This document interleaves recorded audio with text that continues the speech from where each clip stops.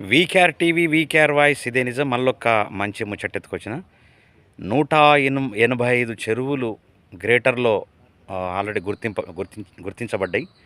మరి అవన్నీ కూడా అన్యాక్రాంతమైనవి. అంటే టోటల్గా ఎవరెవరో కబ్జా చేసి ఇండ్లు కట్టుకొని అదంతా ఆగమాగం చేసారు. అలాంటి వాటిని గుర్తించి ఇలా ప్రభుత్వం తీవ్రమైనటువంటి చర్యలు తీసుకొని హైడ్రా పేరు మీద మరి వాటన్నిట్లను కూడా గుర్తించి, అంటే